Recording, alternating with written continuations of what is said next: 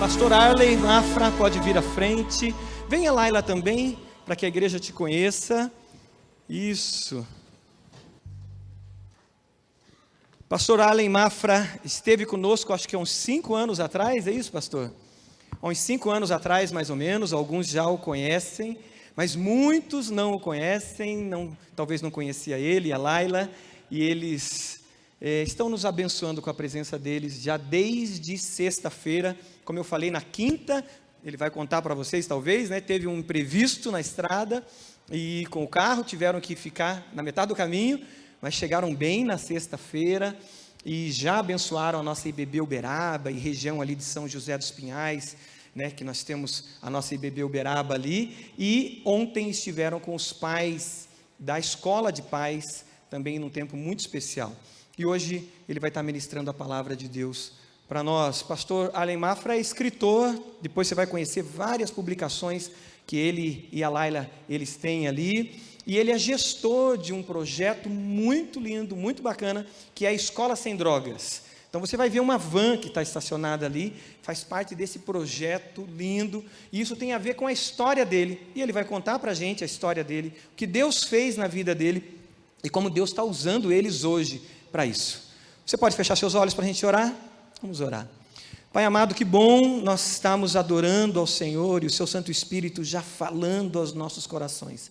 Cremos que o Senhor falará ainda muito mais e muitos milagres do Senhor, cremos que o Senhor já está fazendo e fará nessa manhã. Pedimos ao Senhor a bênção do Senhor sobre o pastor Arley, que vai trazer a mensagem. Usa o teu servo, Pai, para a glória do Senhor e fala aos nossos corações. Te louvamos e somos gratos pela presença deles como casal aqui conosco, nesse tempo especial que o Senhor tem nos dado. Oramos em nome de Jesus. Amém. Amém. Obrigado. Bom dia a todos. Na paz, na graça de Jesus, quero agradecer o apoio, o acolhimento, a hospitalidade dos amados através dos pastores. Obrigado a todos os pastores que nos têm apoiado aí nesses dias. Pastor Roberto, Silvado, que aqui não está, sua esposa, irmã Edi, saudades de vocês. E aqueles que nos assistem através da internet, que o Senhor possa derramar além desse lugar. E a sua palavra cumpra o seu propósito nessa manhã para o seu coração. Meus amados, deixa eu dar uma atualizada para vocês. Até dezembro, estava como pastor auxiliar na Primeira Batista de São Paulo, eu e Laila, e nós sentimos no coração de levarmos o Evangelho, implantando uma obra missionária na cidade de Boituva, a 1 hora de São Paulo. E para isso foi construído, eu queria pedir ao pessoal da mídia que soltasse, colocasse aí a foto do espaço, que com a graça de Deus nós conseguimos ao longo dos anos construir. Esse é o novo espaço que nós temos em Boituva.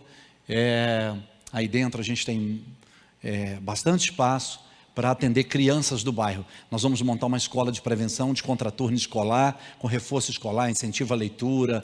Nós vamos trabalhar servindo a comunidade e a igreja vai nascer desse trabalho social. Para isso, nós pegamos a nossa história, né, que a maioria dos irmãos aqui conhece, mas eu vou contar um pedacinho dela, e nós transformamos num gibi para crianças de 6, a partir de 5 anos até 11 anos, 12 anos de idade, que é o menino que falava com uma lua.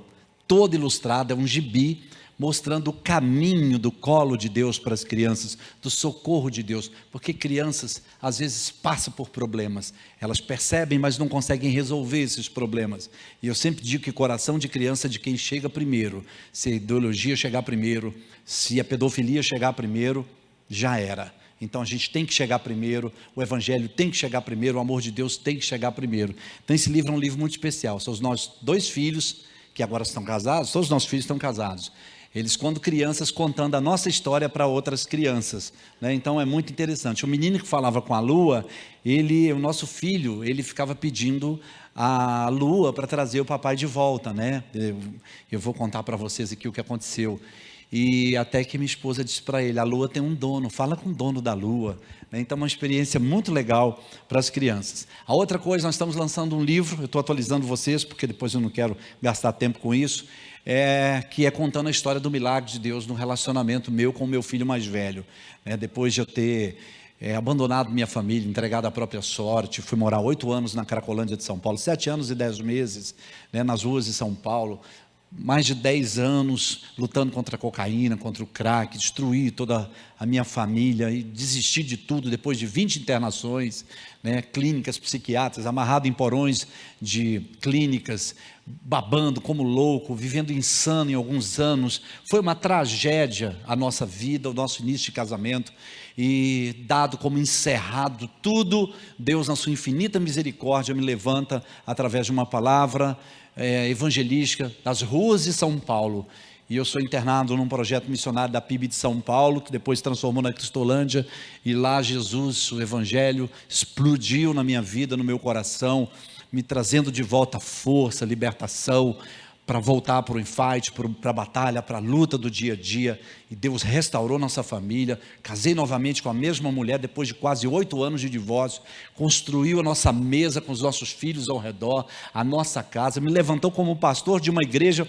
Eu fui quase 4 anos como pastor auxiliar, e ao longo de todos esses anos, missionário da primeira igreja batista de São Paulo, e eu era mendigo na porta da igreja. Eu mendigava 6 meses sem tomar banho, esfarrapado, jogado nas calçadas, na lateral daquela igreja.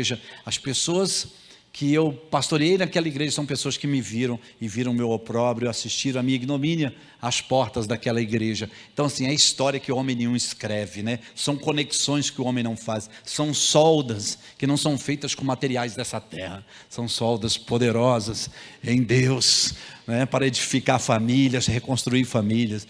Por isso eu digo sempre, por tão pouco as pessoas querem desistir, sabe, desses vínculos tão maravilhosos que Deus criou, que é o vínculo de sangue, de família, casamento, filhos.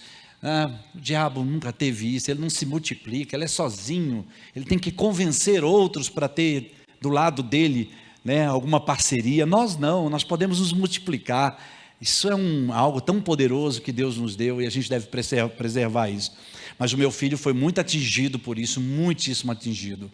Ele, depois que eu voltei, ficou 3 anos sem falar comigo, disse que não era o pai dele, que onde ele estivesse eu não deveria estar, era horrível. Aniversário das nossas filhas, eu tinha que deixar a Laila, voltar para casa, às vezes eu ficava chorando no meu quarto. Durante anos, já estava escrevendo livro, já estava estudando, já para o meu concílio, para ser separado para pastor, e eu vivia com esse problema, não tinha o coração do meu garoto, né, do meu filho mais velho, mas ele entendia como aquilo tinha rasgado a alma dele. Um dia eu perguntei para ele: por que, filho, tanto tempo você sem falar comigo, por que tanta angústia? Ele disse: pai, se coloca no meu lugar, como é que eu ia conseguir explicar uma história dessa para uma namorada, para uma noiva, para um sogro, uma sogra? Como que eu ia resolver isso numa faculdade? Como que eu ia explicar isso para os amigos? Uma história horrível, o senhor sumiu, foi dado como morto. Eu ia dizer que o senhor era mendigo, morador da Cracolândia. Foi muito sério para ele, os danos foram muito profundos, e eu entendi isso, né? Mas Deus, na sua infinita misericórdia, eu semeei durante anos, e Deus nos juntou num milagre. Nós somos grandes amigos, trabalhamos juntos. Ele foi me contando como ele foi afetado desde criança por tudo isso, como a vida dele foi afetada, e eu não tinha noção do mal que eu tinha feito no coração daquele menino, e como ele foi escapando, porque ele ficou tão traumatizado que ele disse: eu vou estabelecer um futuro diferente para mim. É um empresário hoje, mora em Manaus, pai de família, um menino maravilhoso, de Deus. A gente até trabalha junto em alguns eventos, e eu falei: coloque isso num livro, você vai ajudar muitos jovens, muitos pais, né, com insights para os pais, para os filhos. E ele escreveu esse livro que a gente está lançando agora em todo o Brasil, que é O Pai que Eu Queria Ter. Eu peço ao pessoal da mídia para soltar, é 1 minutinho só, ele falando um pouco desse livro, por favor.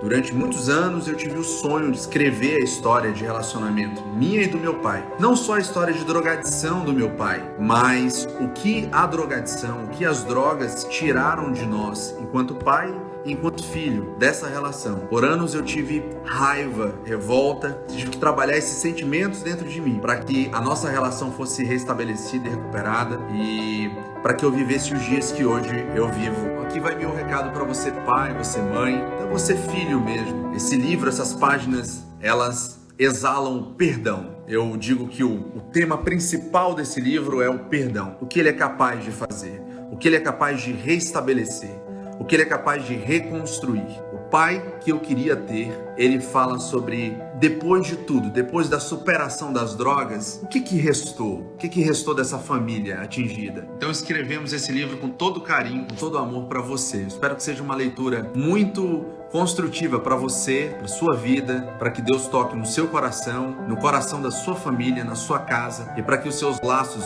se fortifiquem ainda mais. Hoje posso dizer com alegria que sou apaixonado por ele, sou fã dele e grato a Deus por nos proporcionar, nos possibilitar a reescrever a nossa história. Essas páginas relatam isso. Um grande beijo e até o próximo livro. Tchau, tchau. O último trabalho que nós fizemos juntos, atingindo milhares de crianças, milhares.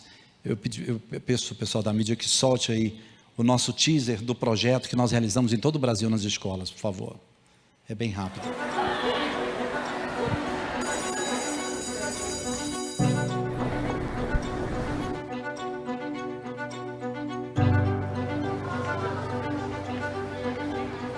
Sempre busquei a Deus. Muitos amigos levam a gente para o mau caminho. O que o livro informa é como nós podemos prevenir contra as drogas. Eu decidi um futuro diferente para mim. E eu espero que essas crianças também tenham esse tipo de decisão. Um dia, se eu ter oportunidade, que eu sei que eu vou ter, eu quero estudar direito para me se transformar numa advogada.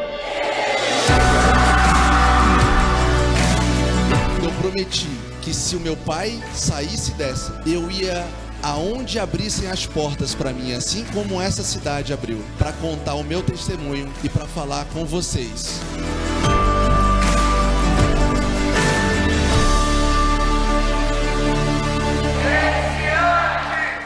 Só Jesus, né, meus amados? E depois também, quando você sair ali fora, tem o nosso testemunho, toda a nossa vida, num DVD e um livro chamado Uma História Impossível, está lá atrás com a minha esposa. Lucas capítulo 15, capítulo 8, versos 5 a 15, é um texto muito conhecido dos amados, e eu vou ler. O semeador saiu a semear. Enquanto lançava a semente, parte dela caiu à beira do caminho, então foi pisada. As aves do céu a comeram, parte dela caiu sobre pedras, e quando germinou as plantas secaram, porque não havia umidade. Outra parte caiu entre espinhos, que cresceram com ela, e sufocaram as plantas.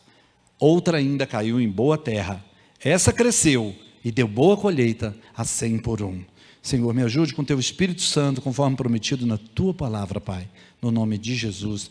Amém. Meus amados, há uma coisa muito interessante aqui. Jesus está falando de um tema meio que religioso, né? Ele está falando de um pregador que vai pregar o reino de Deus, que ele fala das coisas do reino de Deus e que quer atingir o coração das pessoas. Então ele vai representando isso, né? A terra, a semente e o semeador. Agora, por que Jesus usa um contexto empresarial, empreendedor, para falar de um tema religioso? Por que Jesus não disse assim, olha, um rabino, um discípulo, um apóstolo, saiu a semear o reino de Deus, saiu para falar das coisas do reino de Deus? Por que ele usa um empreendimento? Olha, um homem que tinha uma terra, ele saiu para semear, jogar semente, colher, vender, pagar suas contas, porque ele usou o contexto de um empreendedor, de um pai de família que tinha uma fazenda, que tinha um campo e tinha responsabilidades. A explicação disso está na parábola. Parábola no grego é a junção de duas palavras. Para, que vem de paralelo, e bolém, que vem de jogar, de atirar. Então o que significa parábola? Atirar ao lado, jogar ao lado.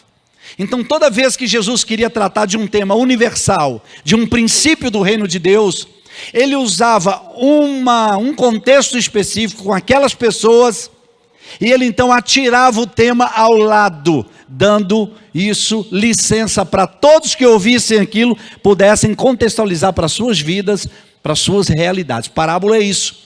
Parábola é uma ferramenta que Jesus usava para fazer com que aquilo servisse para qualquer pessoa, em qualquer situação, em qualquer momento, em qualquer contexto, em qualquer realidade, em qualquer tema da sua vida. Então isso atravessou os anos, está aqui hoje essa semente entre nós. E Jesus começa dizendo o seguinte: olha, alguém que tinha uma responsabilidade saiu para cumprir essa responsabilidade.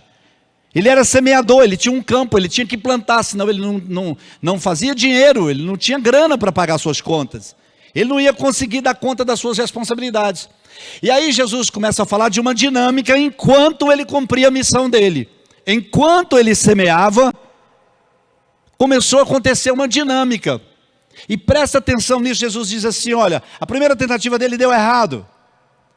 E Jesus começa a falar de algumas condicionantes naturais da vida, que todos nós estamos sujeitos. Ele disse, olha, é o seguinte, caiu fora do lugar, aí pessoas que estavam passando por lá pisaram na semente, veja que são coisas aleatórias. Jesus explica detalhes das condicionantes da vida, que nós estamos sujeitos, que acontece com todo mundo. E aí depois vieram umas aves que não tinha nada a ver com isso, não suaram, não participaram da semeadura, comeram as sementes, perdeu. Aí a segunda tentativa também deu errado, porque ela caiu em cima de pedras. Agora é muito interessante que Jesus não chama atenção em momento nenhum para o mérito do semeador ou da própria semente. Ele não diz o semeador era burro, o sujeito não estudou direito, né? Não olhou bem o tempo, não olhou para onde estava jogando a semente. Ele não trouxe o tema para esse mérito. Ou seja, o problema não estava no semeador. Ele não disse que a semente foi mal escolhida, foi mal comprada, que a pessoa não prestou atenção, não foi prudente, não foi profissional. Também não trouxe o mérito para a qualidade da semente. Ele simplesmente começou a contar coisas aleatórias que acontecem na vida de quem semeia.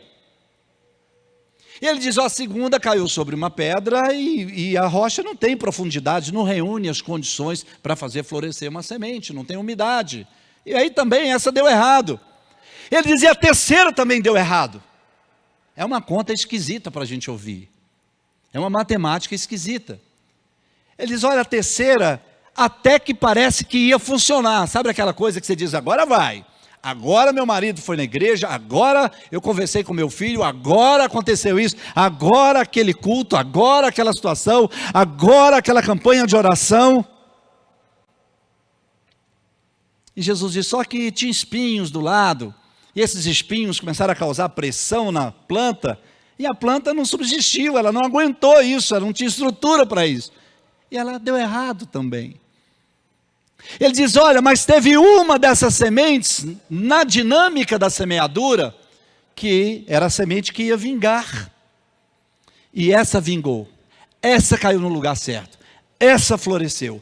Essa deu o fruto que ele precisava, essa ele conseguiu vender, essa deu o retorno do esforço dele, mas, e as três que não funcionaram?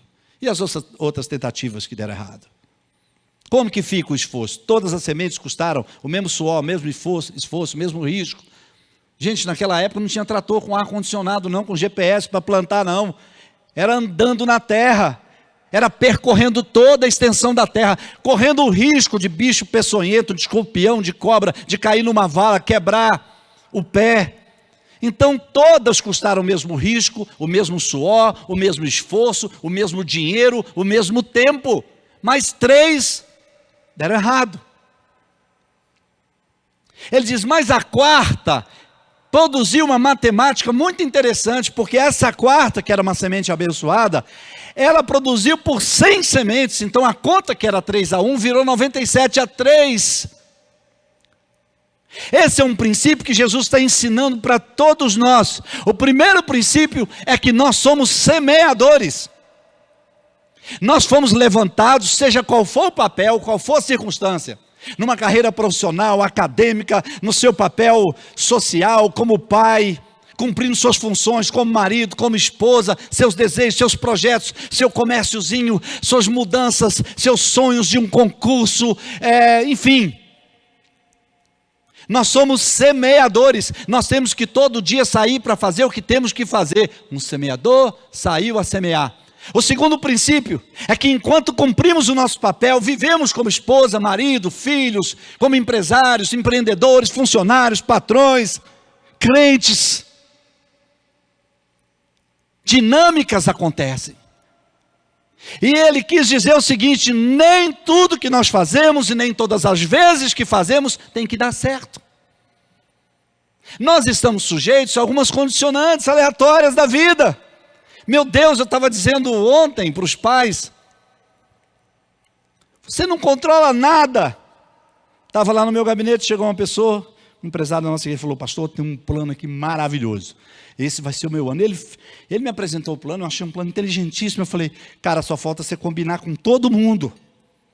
Porque ao redor de um plano, qualquer que seja, por mais simples que seja o plano, tem atores que vão atuar.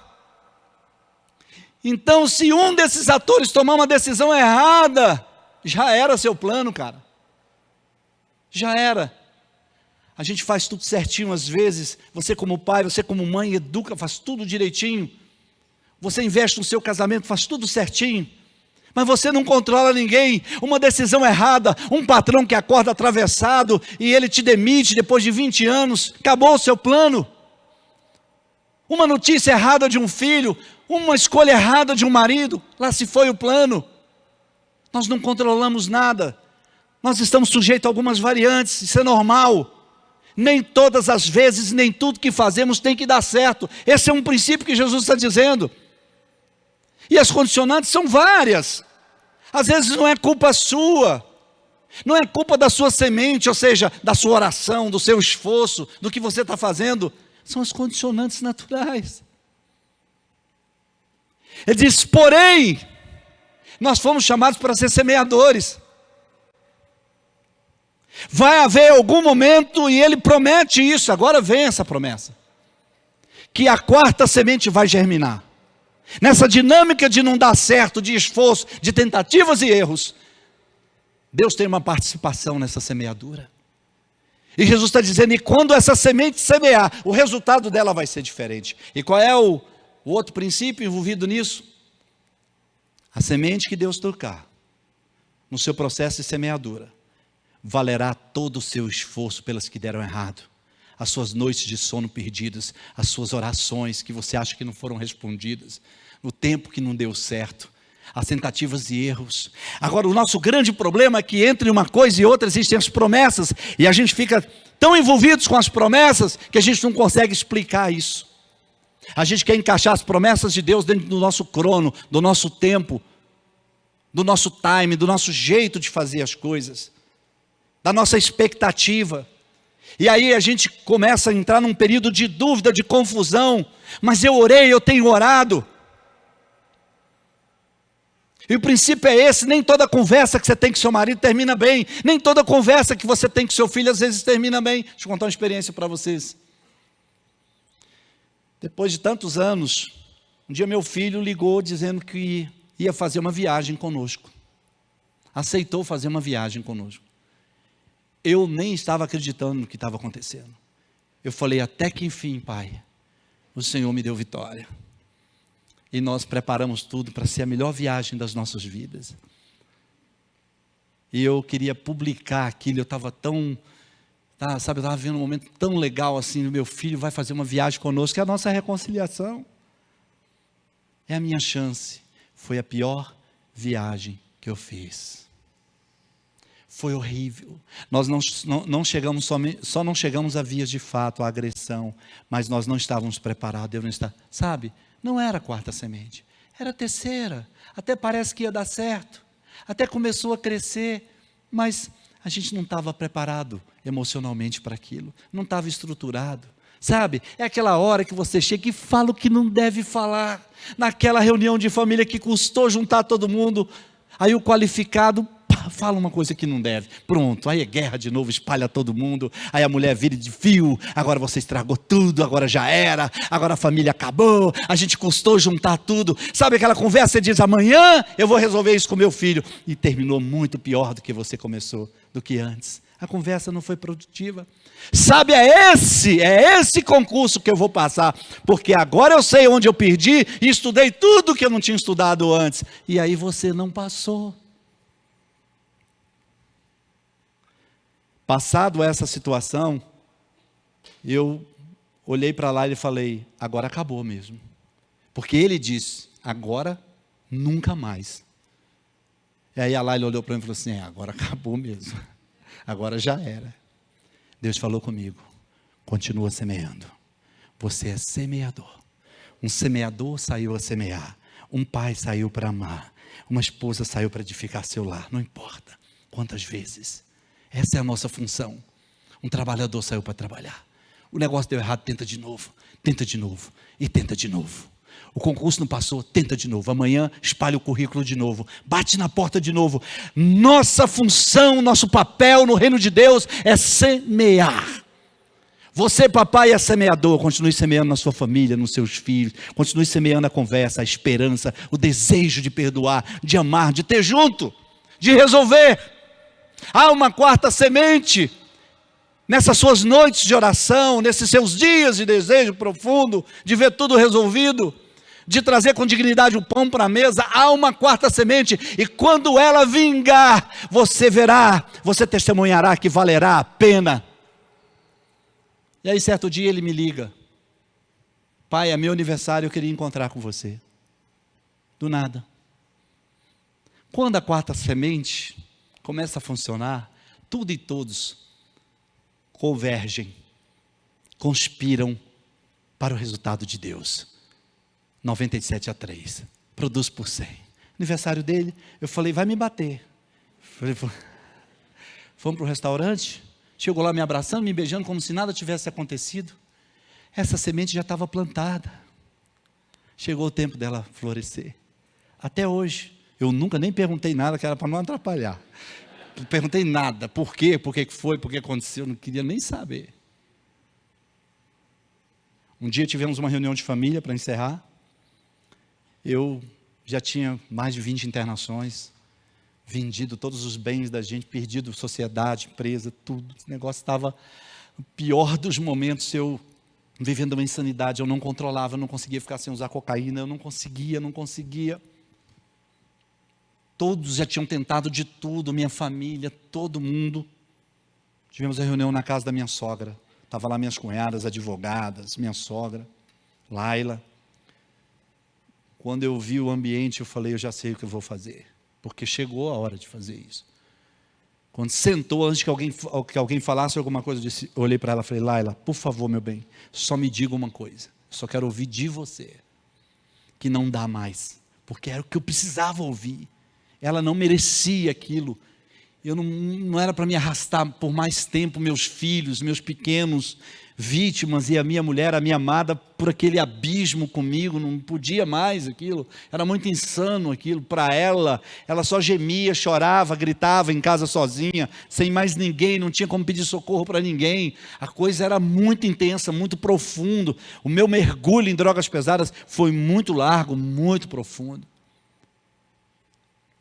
Só diga para mim que não dá mais, porque eu vou me levantar daqui para nunca mais atravessar o seu caminho.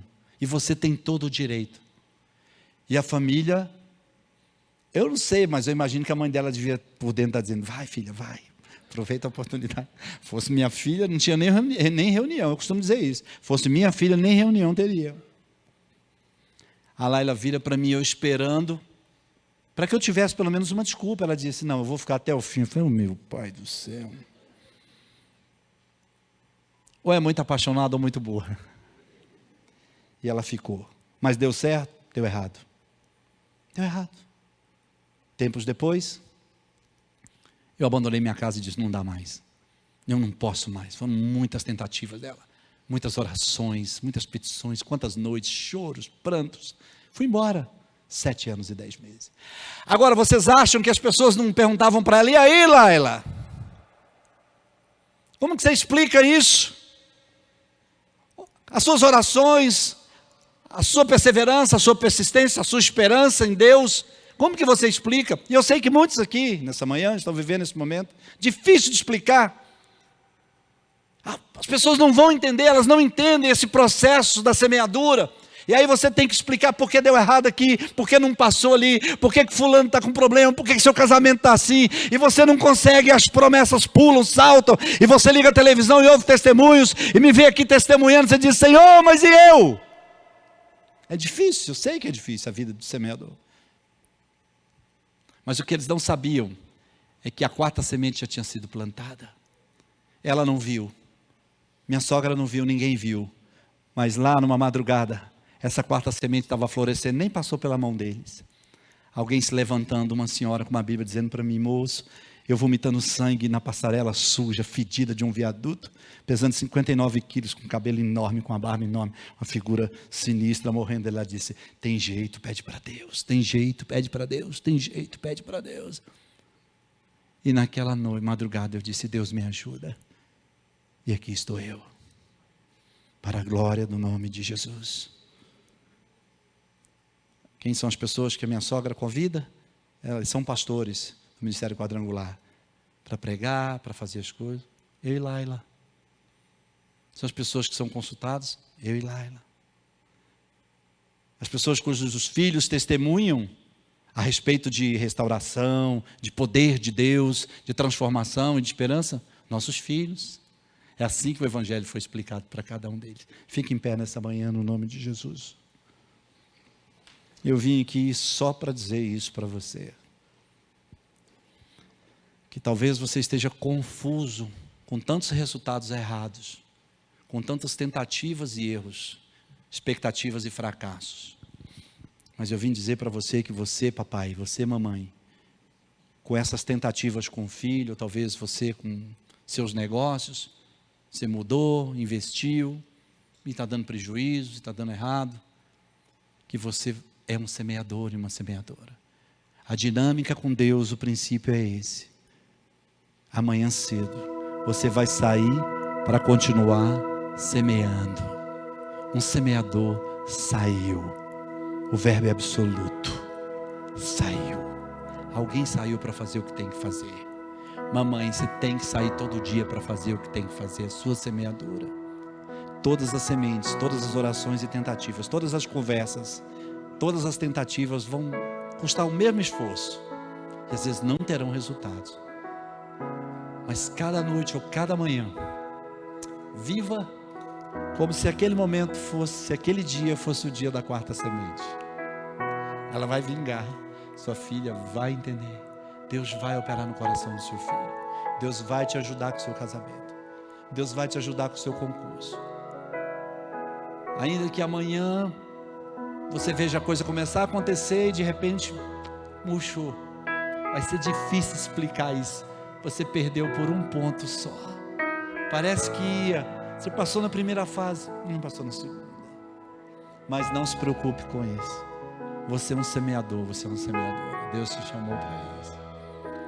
Feche, curve suas cabeças, feche seus olhos. Quero orar por você. Você apresenta a Deus agora a sua realidade. Pega essa palavra. Jesus saiu de casa de manhã cedo, sozinho.